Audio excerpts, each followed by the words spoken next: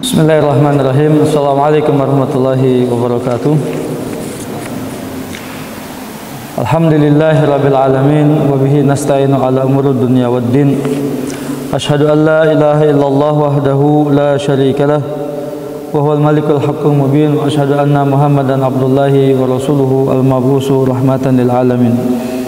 Allahumma salli wa sallim wa barik ala nabiyyina Muhammadin wa ala alihi wa ashabihi ajma'in wa man tabi'ahum bi ihsanin ila yaumiddin. Ya ayyuhalladzina amanu taqullaha haqqa tuqatih wa la tamutunna illa wa antum muslimun. Summa amma ba'du fa inna ahsanal hadisi kitabullah wa khairal hadi hadi nabiyyina Muhammadin sallallahu alaihi wa alihi wasallam wa syarrul umuri muhdatsatuha fa inna kulla muhdatsatin fid dini bid'ah kullu bid'atin dhalalah kullu dhalalatin finnar.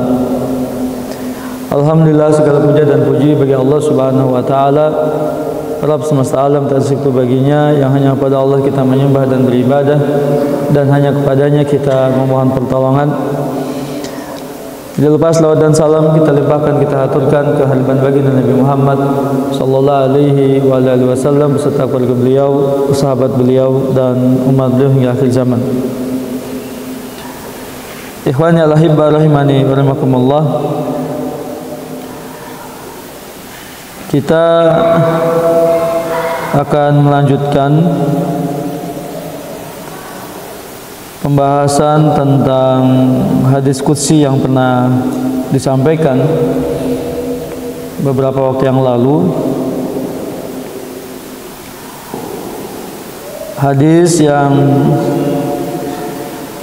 dikeluarkan oleh Imam Muslim dalam kitab sahihnya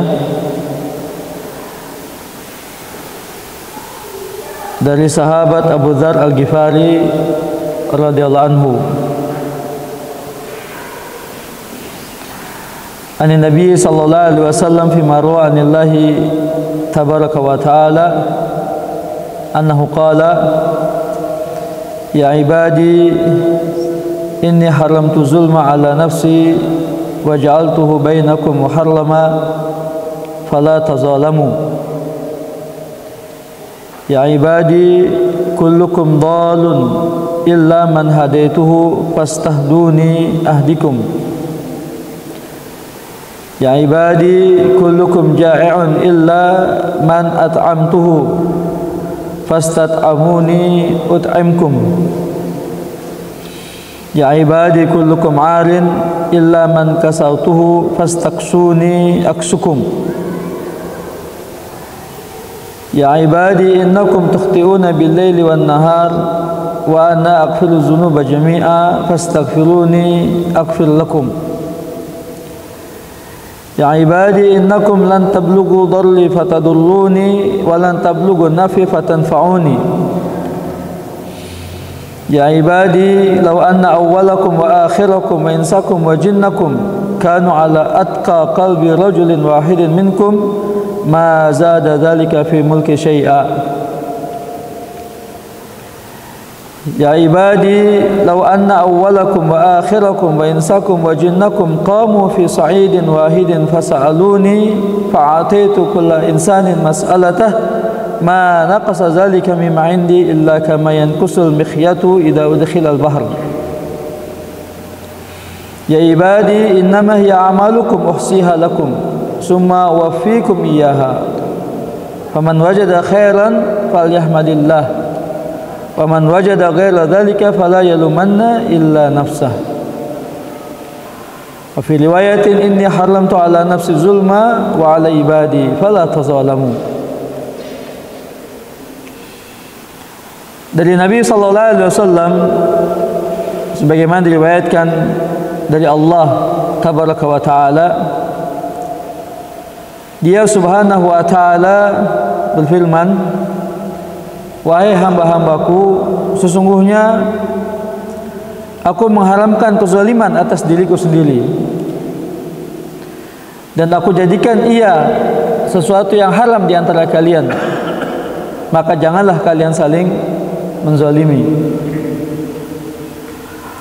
Wahai hamba-hambaku, setiap kalian tersesat kecuali yang aku berikan hidayah atau petunjuk, maka mintalah petunjuk kepadaku, niscaya akan aku tunjuki kalian.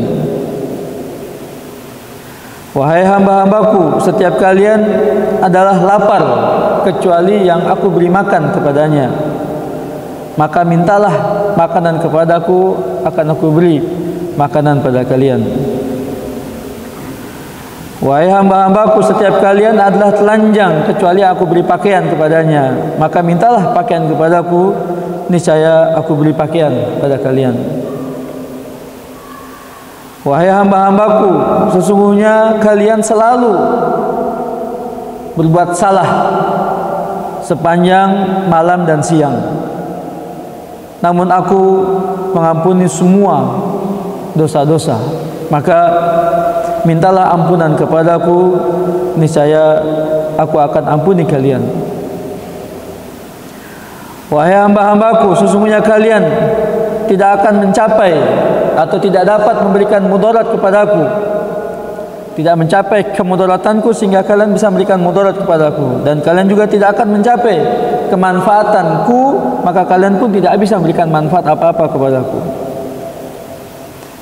Wahai hamba-hambaku, sekiranya orang yang pertama dari kalian dan yang terakhir, atau hingga yang terakhir dari kalian, manusianya dan jinnya dari kalian, semuanya berada di atas ketakwaan atau seperti ketakwaan hati satu orang di antara kalian, maka hal itu tidak akan menambah sedikit pun dari kerajaanku.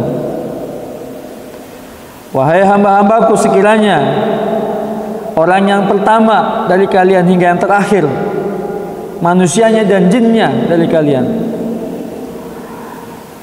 mereka berada di atas satu keadaan yang paling jelek seperti keadaan hati seorang dari kalian, maka itu pun tidak akan mengurangi dari kerajaanku sedikitpun juga. Wahai hamba-hambaku, sekiranya orang yang pertama dari kalian hingga yang terakhir dari kalian, manusianya dan juga jinnya, mereka semua berdiri di atas satu hamparan, lalu masing-masing dari mereka meminta kepadaku, lalu aku berikan setiap orang permintaannya, maka hal itu tidak mengurangi apa yang ada pada sisiku, melainkan hanya seperti satu ujung jarum yang dimasukkan ke dalam lautan. Wahai hamba-hambaku, sesungguhnya semua itu adalah amal-amal kalian. Aku menghitungnya untuk kalian, lalu aku beri balasan yang sempurna untuk kalian. Maka siapa yang mendapati kebaikan, hendaknya dia memuji Allah, dan siapa yang mendapati tidak demikian, janganlah dia mencela kecuali dirinya sendiri. Dalam riwayat yang lain dikatakan, sesungguhnya aku mengharamkan atas diriku kezaliman dan juga atas hamba-hambaku, maka janganlah kalian saling menzalimi. Ikhwani al-ahibba rahimani wa rahimakumullah. Hadis yang mulia ini banyak sekali memberikan faedah dan pelajaran yang berharga bagi kita, sekaligus sebagai pedoman hidup kita sebagai seorang hamba. Dan hadis ini juga menunjukkan tentang luasnya rahmat dan kasih sayang Allah Subhanahu wa taala kepada hamba-hambanya, sekaligus Allah ingin menunjukkan kekuasaannya. Allah ingin menunjukkan kasih sayangnya kepada hamba-hambanya. Kita ulangi sejenak dari apa yang sudah dijelaskan sebelumnya. Hadis kursi ini Allah Subhanahu wa taala, atau dalam hadis kursi ini Allah Subhanahu wa taala telah menegaskan tentang keharaman berbuat kezaliman. Zalim artinya adalah wad'u syai' fi ghairi mawdi'ihi, menempatkan sesuatu tidak pada tempatnya. Ya. Dalam kitab Ad-Durar As-Saniyah yang diturunkan dalam website mereka, ya, dijelaskan bahwa sudah barang tentu kezaliman bertingkat-tingkat. Ada yang ringan, yang sedang, yang berat, yang kecil, yang sedang, yang besar. Dan kita tahu bahwa kezaliman yang paling berat, yang paling besar adalah kesyirikan. Az-zulmu anwa' a'zamuha syirku billah. Allah berfirman, inna syirka la zulmun azim. Zulmul abdi li nafsihi bi fi'lil ma'asi wal atham. Wa minha zulmul abdi li ghairihi bi ta'addi ala malihi aw damihi aw irdihi. Kezaliman yang paling besar adalah kesyirikan, menyekutukan Allah Subhanahu wa taala. Dikatakan zalim karena kesyirikan adalah menempatkan peribadatan tidak semestinya, yang seharusnya dia beribadah hanya kepada Allah, tapi ibadahnya ditujukan kepada selain Allah. Dan ibadah itu sifatnya, jenisnya, bentuknya, cakupannya sangat luas. Syekhul Islam bin Taimiyah rahimahullah di kitabnya Risalah Ubudiyah mendefinisikan satu ibadah dengan perkataan beliau, ismun jami'un likulli ma yuhibbuhullah wa yardahu minal aqwali wal af'al az-zahira wal batinah. Satu istilah yang mencakup segala hal yang dicintai dan diridai oleh Allah Subhanahu wa taala berupa perkataan dan perbuatan yang zahir maupun yang batin. Artinya semua aspek kehidupan seorang hamba manakala memenuhi kriteria sebagaimana yang Allah cintai dan Allah ridai, maka dia bernilai suatu ibadah. Sehingga tidak dipahami secara sempit ibadah itu, ya. Semua yang dapat dilakukan oleh seorang hamba dari aktivitasnya sehari-hari, perkataan dan perbuatannya yang nampak maupun yang tidak nampak, dapat digolongkan sebagai sebuah peribadatan dengan syarat dia memenuhi kriteria yang Allah cintai dan Allah ridai. Maka jika tidak, maka perkataan dan perbuatannya sia-sia, tidak ada apa-apanya di hadapan Allah Subhanahu wa taala. Yang sering kita lakukan tanpa sadar, ya, dalam setiap perkataan-perkataan yang dianggap remeh, terkesan candaan saja, ya, tetapi justru itu mendatangkan kemurkaan Allah Subhanahu wa taala. Misalnya banyak sebagian kaum muslimin yang bersumpah di samping dia menggunakan nama Allah, dia juga menyebut nama yang lain selain Allah. Yang populer di kalangan masyarakat kita, mereka bersumpah dengan mengatakan demi Allah, demi Rasulullah. Tanpa disadari perkataan ini mensejajarkan Rasulullah SAW setingkat derajat Allah Subhanahu wa taala. Dan sudah barang tentu itu dapat dikategorikan sebagai perbuatan syirik. Karena mengatakan man ahlafa bi ghairillah faqad asyrak. Siapa yang bersumpah dengan menggunakan nama selain Allah, maka dia telah berbuat syirik. Sekecil-kecilnya dosa syirik dia lebih besar daripada dosa besar. Ini menjadi perhatian dari kaum muslimin ya, untuk juga menggunakan ungkapan-ungkapan yang tepat ya dalam setiap perkataan mereka. Begitu pula dengan masalah kehendak misalnya. Masya Allah wa syi'ta. Apa yang Allah kehendaki dan apa yang kamu kehendaki. Ini pun persejajaran ya, hak manusia, hak makhluk disejajarkan dengan hak Allah. Masuk juga dalam kategori kesyirikan. Seharusnya dia hanya mengatakan Masya Allah wahdah ya. Masya Allah kana wa ma lam yasha' lam yakun misalnya, tanpa perlu ditambahkan dengan yang lainnya. Kalau tak ingin menggunakan peran dari seorang hamba di dalamnya, dia tidak menggunakan kata sambung dengan huruf wawu atau dan,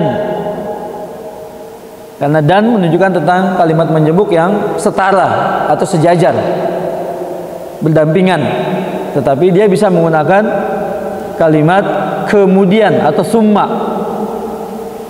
Masya Allah summa syi'ta misalnya, kemudian ya, yang menunjukkan tidak adanya kesetaraan. Hal-hal yang seperti ini penting untuk kita pelajari, untuk kita kaji ya, sehingga kita sampai pada pemahaman yang benar. Kemudian juga kezaliman seorang hamba kepada dirinya sendiri ya, dengan memperbanyak atau sering dia melakukan kemaksiatan dan juga dosa-dosa. Subhanallazim, ini sesuatu yang jibillah, kodrat, bawaan ciptaan dari Allah Subhanahu wa taala, bahwa manusia disifati sebagai makhluk yang sangat zalim. Allah sebutkan innahu kana zaluman jahula. Sungguhnya manusia itu amat sangat zalim, sering berbuat kezaliman. Ya. Dan jahil, bodoh. Gitu.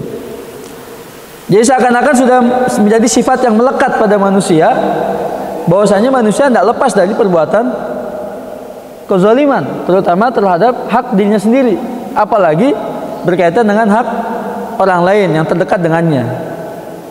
Innahu kana zaluman jahula. Ya. Sesungguhnya apa? Manusia itu teramat zalim dan bodoh.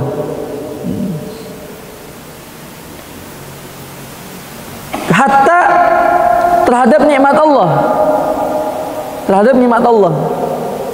Wa in ta'uddu ni'matallahi la tuhsuha innal insana kana apa? Zaluman kafar. Jika kamu hitung-hitung nikmat Allah, aku nggak sanggup nikmat Allah itu. Dan manusia itu adalah zalum dan kafar,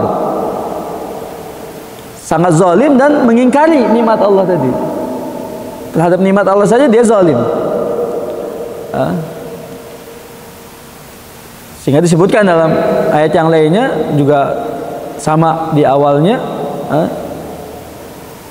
Dan Allah apa? Yang maha pengampun lagi maha penyayang. Kezaliman dan kekufuran manusia berbanding terbalik dengan sifat Allah Subhanahu wa taala yang maha pengampun lagi maha penyayang. Fa'ala kulli hal, namun bukan berarti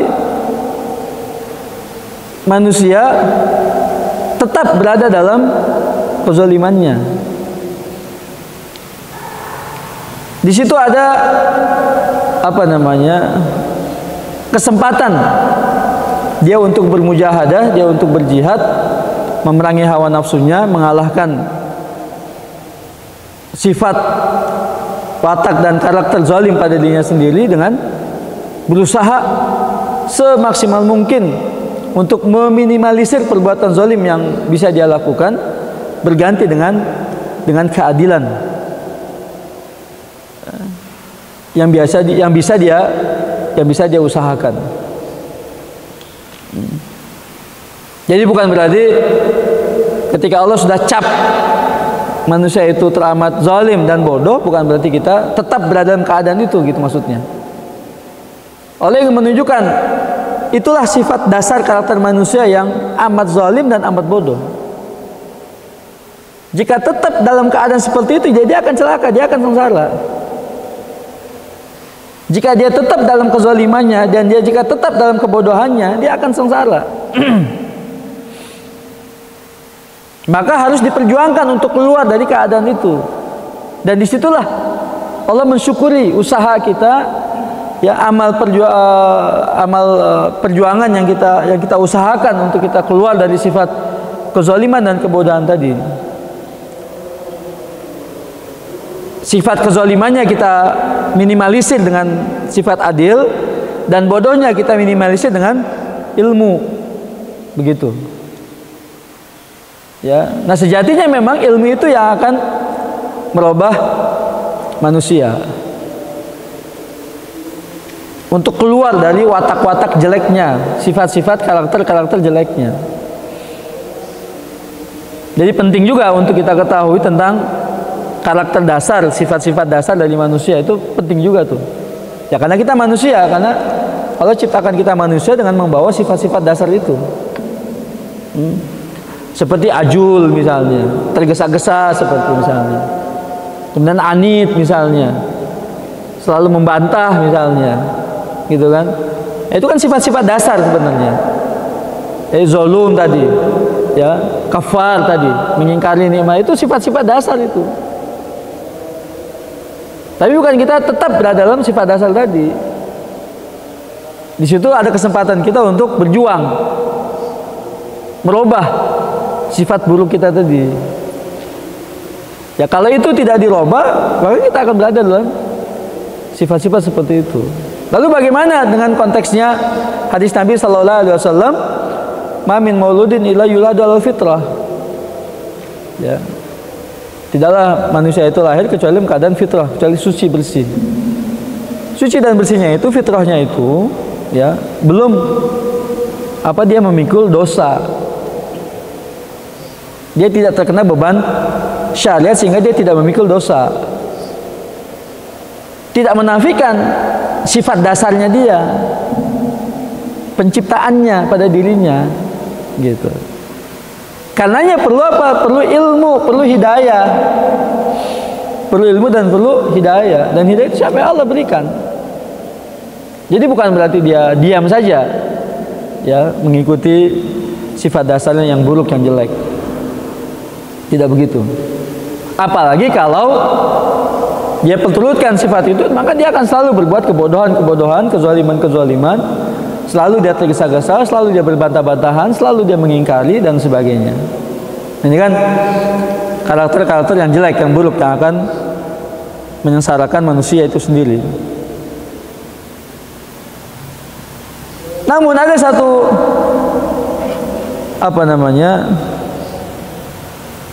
satu ayat Allah Subhanahu wa taala yang kita sangat-sangat bersyukur dan berterima kasih kepada Allah Subhanahu wa taala dengan adanya huruf waw dan nun. Sebagaimana dijelaskan oleh para ulama kita, naskurullah azza wa jalla biharfil waw wan nun.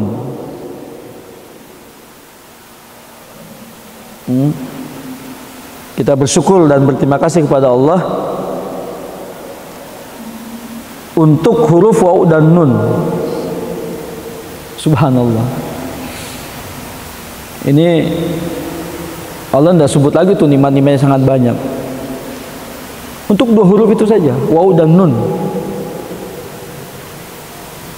Di mana di surat Fatir ayat 32 dan 33. Di surat Fatir ayat 32 dan 33. Allah berfirman, A'udzubillahi minasyaitonirrajim. Tsumma awrasnal kitabal ladzina astafaina min ibadina. Faminhum zalimun li nafsihi wa minhum muqtasidun wa minhum sabiqun bil khairati bi iznillah. Dzalika huwal fadlul kabir. Jannatu adnin yadkhulunaha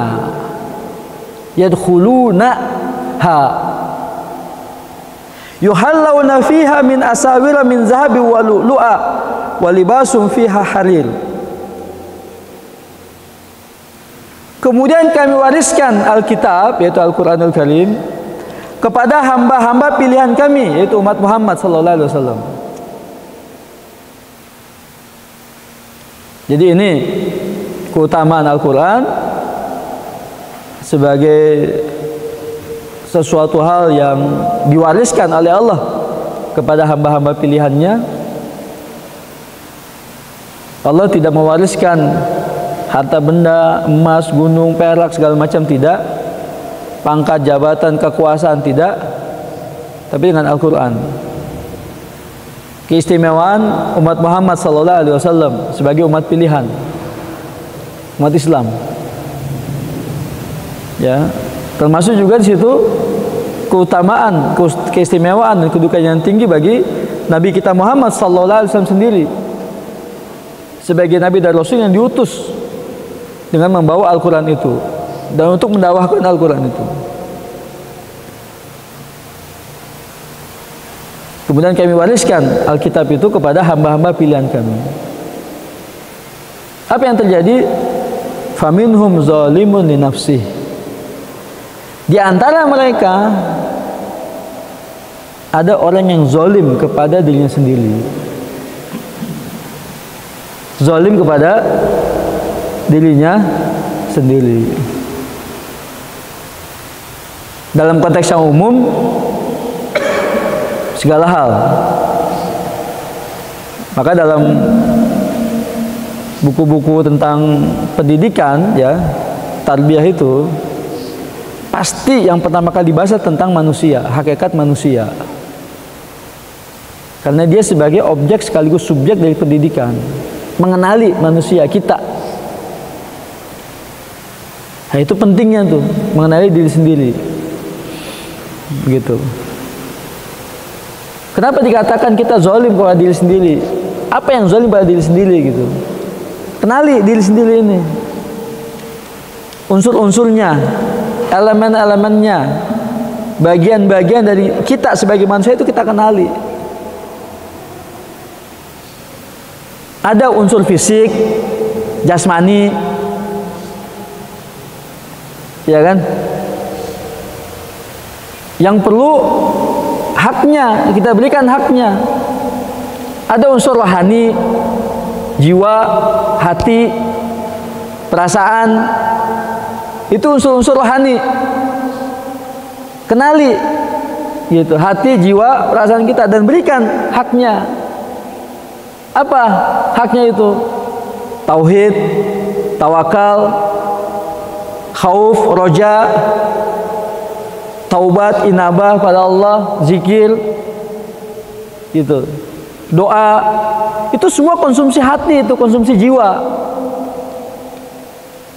Ala bidzikrillahi tatmainnu al-qulub. Dengan zikir pada Allah, hati itu menjadi tenang. Berarti zikir itu konsumsi hati. Tadarru, dengan berdoa, itu konsumsi hati. Sehingga jiwa itu tenang, gitu loh. Maka disebut ya ayatuhan nafsul mutmainnah, jiwa yang tenang dengan tauhidnya, dengan zikir kepada Allahnya, dengan bergantung kepada Allah, dengan berharap kepada Allah, dengan bertawakal kepada Allah. Itu semua konsumsi hati itu. Gitu. Lalu kita juga punya akal. Untuk kita berpikir, alat kita untuk berpikir, alat kita untuk mencerna, memahami sesuatu. Ya. Itu harus juga diberikan konsumsinya. Belajar, membaca, berlatih misalnya. Begitu. Kemudian apa lagi? Aspek biologis. Itu juga konsumsi tuh yang ada pada diri kita, hawa nafsu, aspek biologis. Berikan haknya dengan hak yang halal. Jadi kalau kita mengenali unsur-unsur diri kita sendiri, maka diharapkan kita tidak zalim terhadap diri sendiri. Karena kita nggak kenal, akhirnya kita zalim pada diri sendiri. Akal pikiran kita, logika kita, kecerdasan kita tidak diasah. Ya, tidak dipakai untuk belajar, tidak dipakai untuk memahami, untuk memikirkan misalnya dan sebagainya. Ya, jadi bebel itu. Ya, otak dan akalnya itu, logikanya itu, nalarnya itu. Kalau diajak ngomong nggak nyampe-nyampe, nggak nyambung-nyambung, loadingnya lama banget, misalnya. Karena dia nggak melatih, ya, akalnya, kecerdasannya. Ada haknya itu. Zalim berarti dia terhadap akalnya, nalar dan logikanya. Apalagi berhadap kepada hatinya, jiwanya, begitu ya. Nah, itu zalim li nafsihi. Dalam konteks Al-Quran, dia tinggalkan Al-Quran. Wa qala an-nabiyyu inna qaumi ittakhadhu hadzal qur'ana mahjura. Dan Nabi itu berkata, "Ya Rabb, kaumku meninggalkan Al-Quran itu." Al-Quran di depan kita, tidak dibaca, baca saja. Kita buka HP, sekali buka saja sudah berapa menit, berapa jam, bisa 2 jam kita anteng saja. Instagramnya, Facebooknya, TikToknya, Twitternya, apalagi misalnya aplikasi yang lain, itu udah sejam 2 jam. Tapi gila Al-Quran baru 5 menit udah ngantuk matanya. Nggak pernah dia baca Al-Quran. Muslim nggak pernah baca Quran, kan aneh. Kal hayy wal mayyit tuh perbedaannya. Hidup antara yang hidup dengan yang mati. Jadi baca Quran harus ada wiridnya.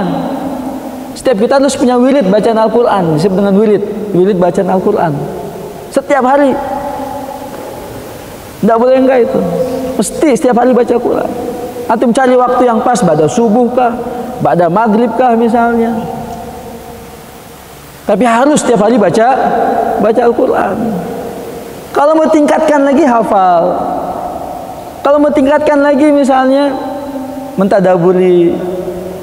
Mau tingkatkan lagi menganalisa. Mau tingkatkan lagi ya beristihad misalnya, itu kan levelnya begitu. Tapi tingkatan pertama apa? Wajib baca Quran. Sehingga ditanya, gimana hukum baca Al-Quran? Wajib. Warattilil Qur'ana tartilan. Iqra. Bismillahirrahmanirrahim khalaq. Baca, wajib itu baca Al-Quran, itu hukumnya.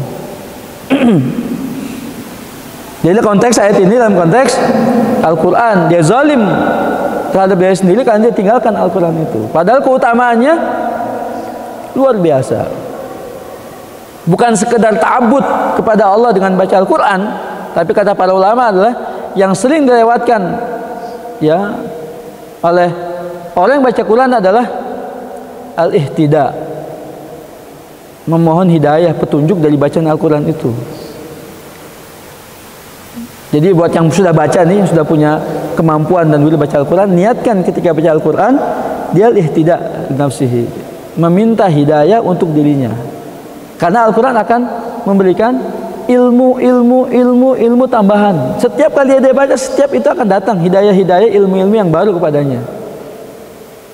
Dalam berapa aspek saja, baik bahasanya, baik ilmunya, baik kandungannya, baik petunjuknya, dan lain sebagainya.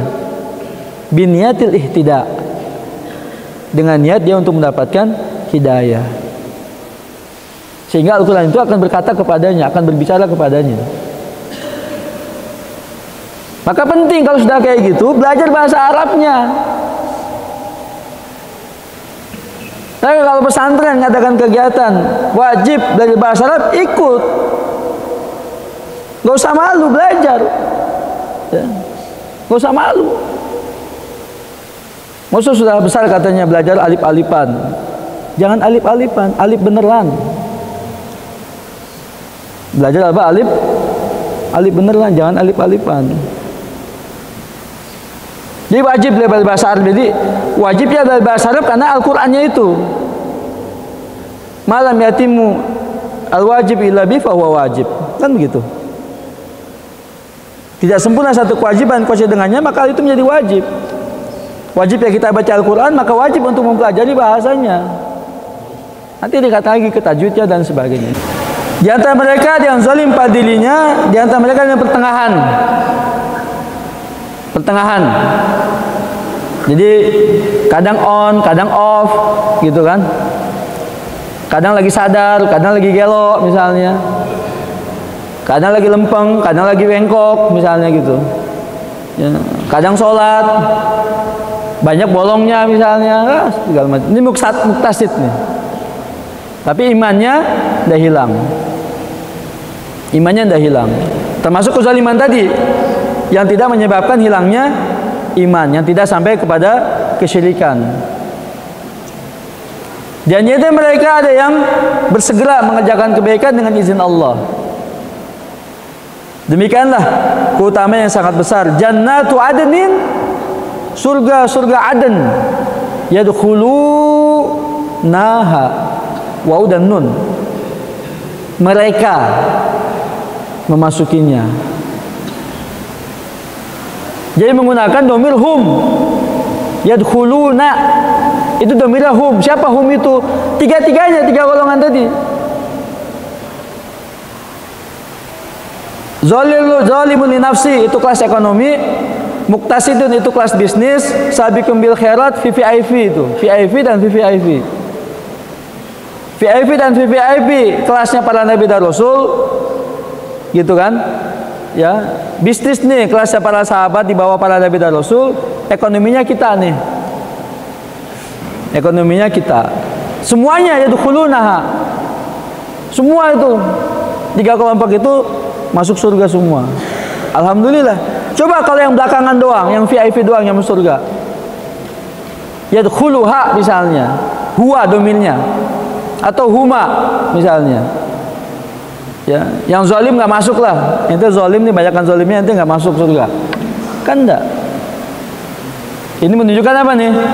Tadi kita berterima kasih dan bersyukur pada Allah Tabaraka wa Ta'ala dengan menjadikan domir hum untuk mereka semua, waw dan nun. Yadkhulunaha, mereka semua yang zalim di nafsi selama imannya tidak gugur, tidak batal, tidak hilang, yang muktasid dan yang juga sabiqun bil khairat, mereka Allah akan masukkan ke dalam surganya dengan keutamaan dan rahmatnya subhanahu wa ta'ala. Mereka diberi perhiasan di dalamnya. Min asawira min zahabin walulu, dari emas dan perak, permata, mutiara, dan pakaian mereka dari sutra. Ya. Kemudian yang lainnya, ikhwan fillah rahimani wa rahimakumullah, setiap kalian adalah sesat kecuali yang aku berikan hidayah kepadanya, maka mintalah hidayah itu kepadaku. Ini juga dijelaskan bahwa kalimat ad-dal katanya, ya, beliau menerangkan kullukum mubta'idun an tariqil huda wa an kulli kamalin wa sa'adatin diniyatin wa dunyawiyah illa man hadaituhu zahir hadza ana khuliqu 'ala dalalah illa man hadahullah. Katanya, setiap kalian jauh dari jalan petunjuk, jauh dari kesempurnaan, kebahagiaan dunia dan akhirat, kecuali yang diberikan hidayah oleh Allah Subhanahu wa ta'ala.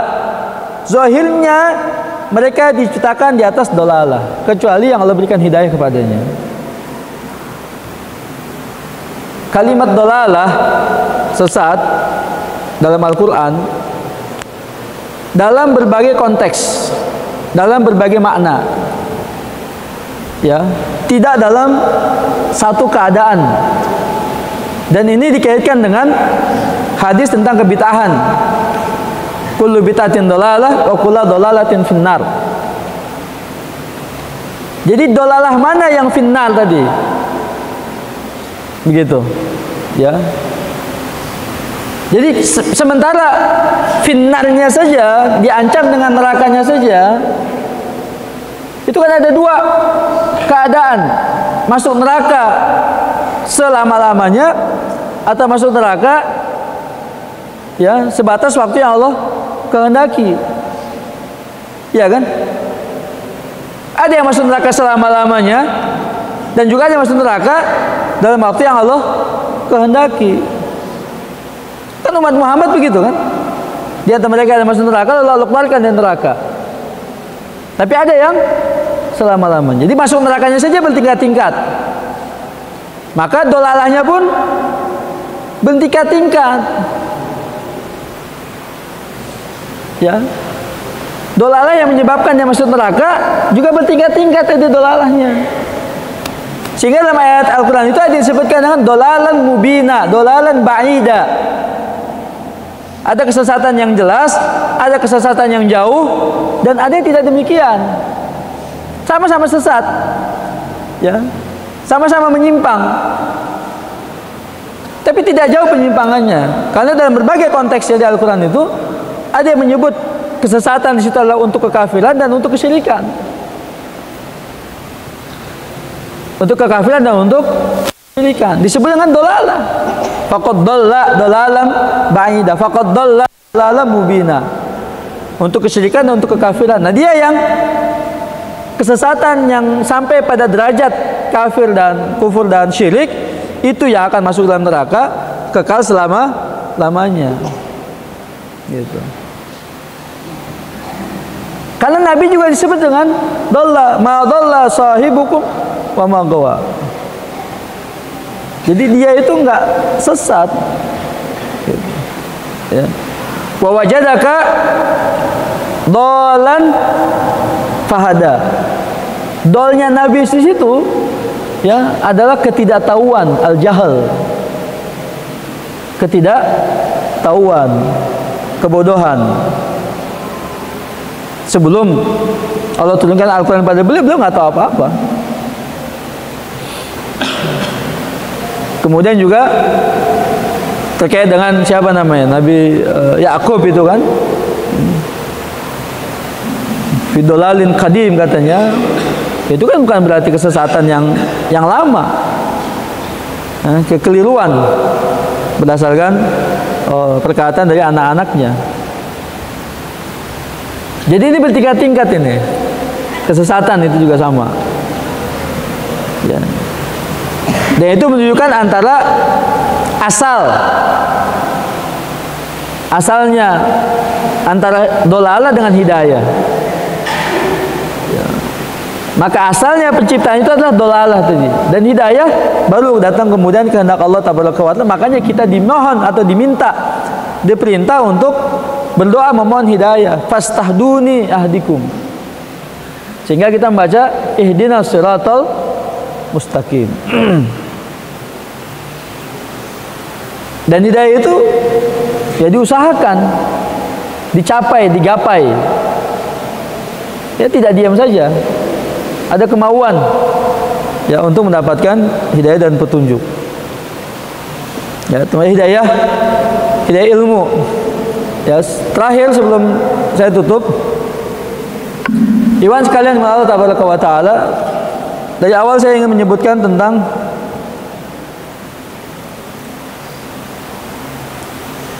satu perumpamaan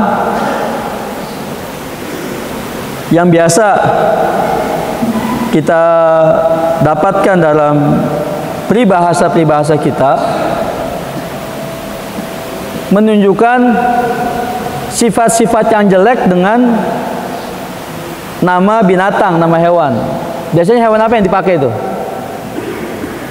Hewan-hewan apa yang bisa dipakai untuk peribahasa menunjukkan sifat-sifat jelek?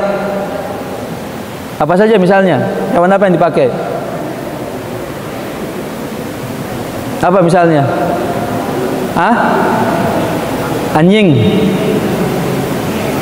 Iya. Apa contohnya, gimana peribahasanya? Peribahasanya gimana contohnya? Gimana saya contohnya? Bagaikan anjing menjilat ludahnya sendiri. Itu sifat yang jelek dengan menggunakan binatang itu. Apalagi?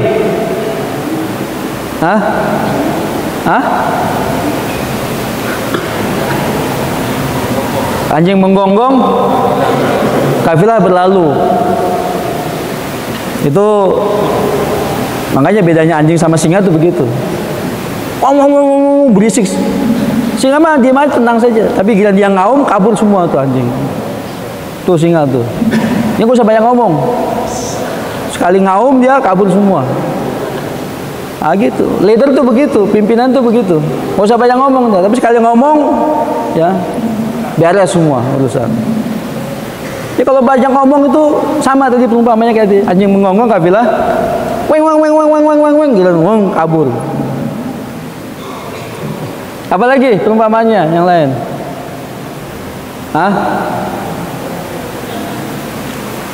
Bagaikan menolong anjing kejepit. Bagaikan menolong anjing kejepit. Kita jalan, anjing kejepit nih, jepit pohon. Ente tolongin, habis tolongin, ente gigit deh, dia gigit ente itu. Tidak tahu terima kasih. Jadi banyak perumpamaan termasuk dalam Al-Quran.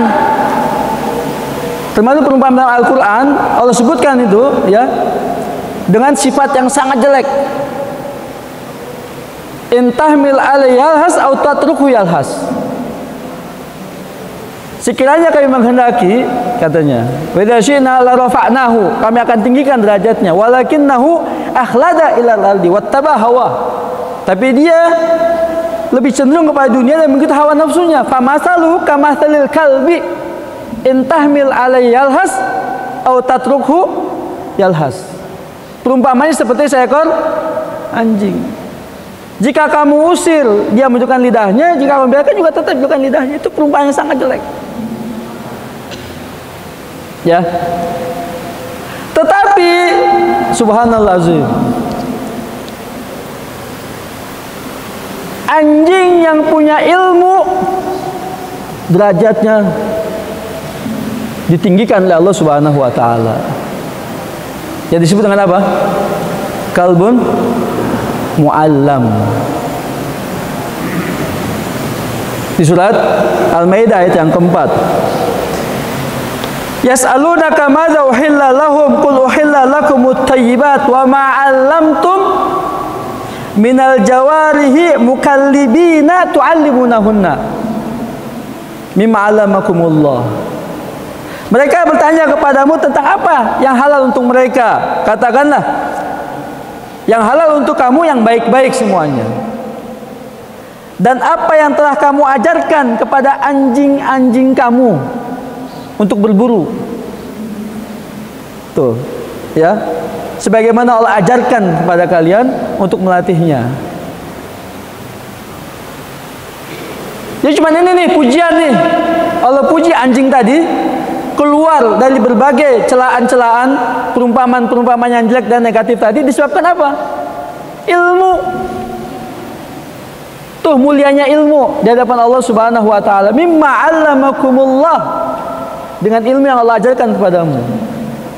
Seekor anjing saja yang tadi kita semua mencemooh dengan semua peribahasa-peribahasa yang jelek, celaan-celaan yang jelek, ya, ejekan-ejekan yang jelek, tapi dengan ilmu dia naik derajatnya di hadapan Allah Subhanahu wa taala.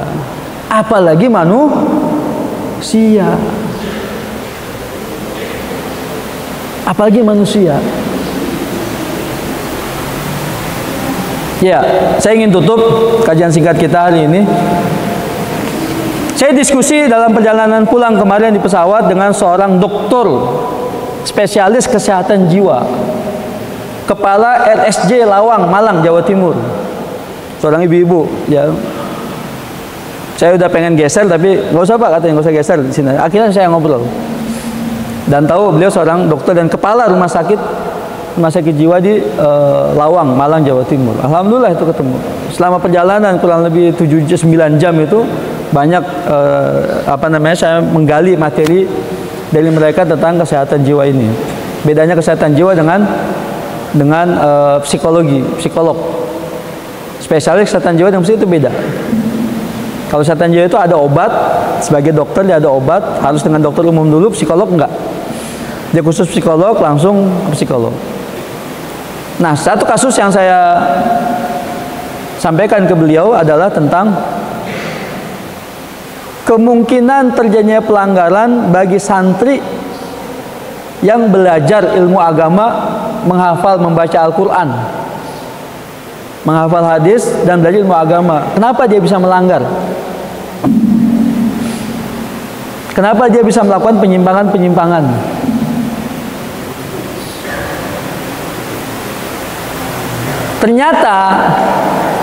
Ternyata otaknya nggak seimbang, yang kiri dan yang kanan. Otak kiri, otak kanannya nggak seimbang. Otak kiri itu untuk menghafal akademik, ya. Tapi otak kanan, meaningnya dia bilang, meaning itu adalah pemaknaan dari apa yang dia pelajari. Dia tidak memaknai, dia tidak menghayati, dia tidak menyadari apa yang dia pelajari. Sebatas hafal saja, tapi tidak meresap ke dalam jiwa. Sebatas hanya untuk ujian saja, memenuhi KKM, tapi tidak dijiwai. Otak kanannya ya tidak dipakai untuk memaknai apa yang dia pelajari. Otak kanannya tidak dipakai untuk menghayati apa yang dia pelajari, apa yang dia kaji. Tidak menyadari. Ini persoalan berarti. Maka dewasa tentang sadar, bukan tentang usia. Begitu pula sama, muda bukan cuma tentang biologis usia. Jadi orang yang dewasa itu adalah orang yang telah sampai pada kesadarannya, sadar akan jati dirinya, sadar akan tujuan hidupnya, sadar akan apa yang dia lakukan untuk apa, mau kemana, bagaimana. Maka ini dia dewasa berarti. Tapi kalau ini tidak sadar nih, meskipun usianya sudah tua, ya, rambutnya ubanan semua misalnya, ya, jenggotnya juga udah putih semua, tulangnya udah krempeng, krepes misalnya, tapi masih pakai akar bahar, petateng-peteteng di pasar. Ngudut nggak habis-habisnya, malakin sopir-sopir angkot misalnya. Tua umurnya, udah bau tanah itu. Ya, kalau keringetan bau tanah keringetnya. Tua umurnya, fisiknya, tapi kesadarannya rendah. Berarti dia belum dewasa. Yang dewasa adalah yang tadi, otak kanannya tumbuh kembang dengan baik. Dia dapat memaknai, dia dapat menghayati, dia dapat menyadari apa yang dia pelajari. Termasuk antum santri-santri. Antum sekarang belajar ilmu agama untuk apa? Apa maknanya? Bagaimana penghayatannya? Tujuannya apa? Itu dimaknai, itu dihayati, itu disadari. Kita sedang menghafal, belajar Al-Quran, menghafal Al-Quran, ilmu agama, maksudnya, tujuannya, kegunaannya, itu harus sampai pada kesadaran penuh. Dengan cara seperti itu, maka akan meminimalisir pelanggaran-pelanggaran dan penyimpangan-penyimpangan pada diri seorang santri. Tapi kalau itu berkurang, insya Allah, bukan insya Allah, ya, dia akan melanggar. Dia akan melanggar. Kalau kesadaran berkurang, dia akan melanggar. Coba saja, ya. Jadi kalau ada santri yang melanggar, lagi nggak sadar. Kalau sadar dia nggak akan melanggar, gitu, ya kan? Tujuan dia di pesantren ini apa? Maknanya, maksudnya, itu semua dihayati semua. Maka dia akan sampai pada kedewasaan yang matang. Nah, itulah ilmu tadi. Ya, itulah ilmu yang mana Allah meninggikan derajat orang yang berilmu hatta pada seekor binatang, apalagi pada diri seorang manusia, seorang muslim, seorang mukmin. Yarfa'illahu alladziina aamanu minkum walladziina utul ilma darajat. Bekal muslimnya, bekal mukminnya plus ilmunya, maka Allah akan tinggikan derajatnya dunia hingga akhirat. Antum hayati itu, antum mana itu, dan antum sadari itu. Insya Allah bermanfaat, berguna buat antum, buat masa depan antum. Wallahu a'lam bishawab. Nasallahu tabaraka wa ta'ala an yaj'alana mimman yastamil qawla wa yattabi' ahsana. Nasallallahu lana wa lakum at-taufiq wa sadad lima yuhibbuhu wa yardah. Allahumma amin. Subhanaka Allahumma bihamdik asyhadu an la ilaha illa anta astaghfiruka wa atubu ilaik. Wa sallallahu nabiyana Muhammad wa ala alihi wa sahbihi wasallam. Assalamualaikum warahmatullahi wabarakatuh.